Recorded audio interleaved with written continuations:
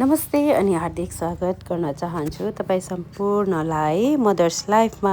आज चाहिँ हामी आमा छोराहरूको भ्लग बन्दैछ। हामी चाहिँ फलेवास मा घुम्न जाँदैछौँ। आउनुहोस् है त हामी पनि सँगसँगै घुमौँ, तपाईँहरूलाई पनि म सँगै घुमाउँछु।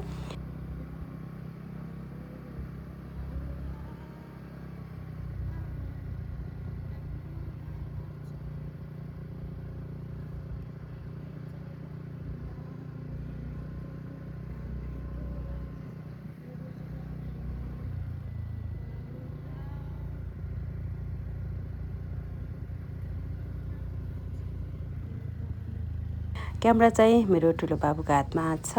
हामी चाहिँ घुम्नको लागि निस्केका छौँ। बाबुहरू शनिबारको दिन बोर भयो, मामु हामी घुम्न जाउँ भनिसकेपछि स्कुटर लिएर साँझपख हामी निस्क्यौँ। बाबुहरू पार्कको लागि जाने भनिसकेपछि हामी पार्कमा गयौँ। बाबुहरू मजाले इन्जोय गर्दै खेल्दैछन्। उसको चाहिँ आज त्यहाँ नयाँ साथी पनि भेटिएको छ। मजाले खेल्दैछ, पार्कमा चिप्लेटी खेल्दैछ, पिङ खेल्दैछन्। अनि त्यहाँ एकछिन इन्जोय गरे बाबुहरू। अनि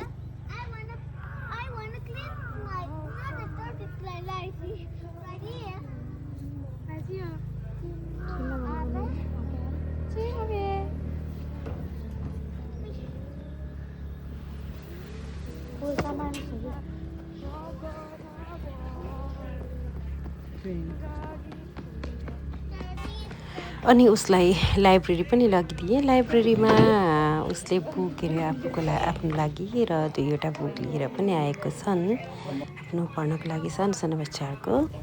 त्यसपछि फेरि हामी चाहिँ बिस्तारै हिँड्दै गयौँ। बाटोमा मन्दिरहरू पनि देखेको थियो। बाबुहरूले मन्दिरमा नमस्ते गर्दै हिँडे। त्यहाँ चाहिँ इँटा भट्टीहरू पनि लागिरहेको थियो। अनि यो फलेवासमा चाहिँ माटो एकदमै राम्रो हुन्छ र सबैले इँटा भट्टी लगाउने गर्छन्। इँटा आफै बनाएर आफ्नो घरको लागि र व्यवसायको लागि पनि बनाउने गर्नुहुन्छ। यहाँको यो विशेषता पनि हो। हामी चाहिँ बिस्तारै हिँड्दै गयौँ। बाबुहरू चाहिँ एकदमै इन्जोय गरिरहेका थिए। बिचबिचमा गीत पनि गाउँदै थिए बाबुहरू।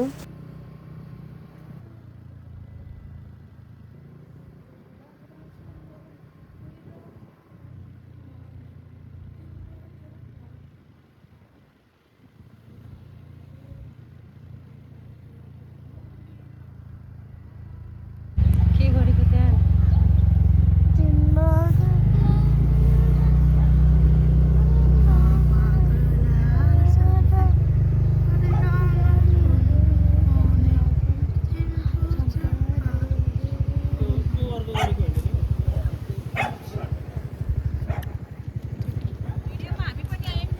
फलेवासमा एकदमै राम्रो खेतीपाती हुने गर्छ, उब्जाउ एकदमै राम्रो हुने गर्छ। धान, गहुँ, मकैहरू एकदम राम्रो हुने गर्छ। यहाँ मुसुरो लगायतका विभिन्न तरकारीका खेतीहरू पनि लगाउने गरिन्छ। यसका लागि चाहिँ सिँचाइ विसे पन्तज्यूको एकल प्रयासमा सिँचाइ आएको हो भन्नुहुन्छ हाम्रा अग्रजहरू। उहाँको सम्झना स्वरूप स्मृतिमा चाहिँ पार्क बनेको छ। यो हो विसे पन्त स्मृति पार्क हो, यहाँ साइडमा देखिएको।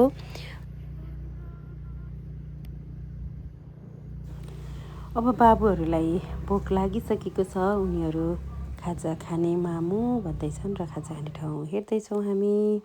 खाजा खानको लागि हामी यहाँ आइसकेका छौँ। पेटामा अहिले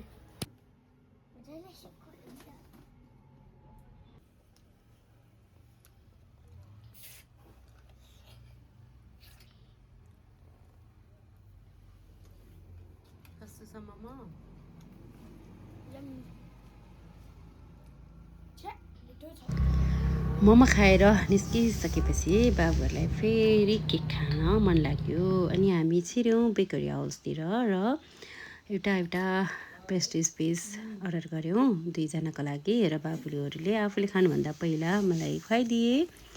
अनि खाइसकेपछि हामी त्यहाँबाट निस्क्यौँ। आजको भ्लग यहीँ नै समाप्त हुन्छ। अर्को भ्लगमा फेरि भेटौँला। यति बेलासम्म ध्यान दिएर हेरिदिनु भएकोमा धेरै धेरै धन्यवाद भन्न चाहन्छु। By by.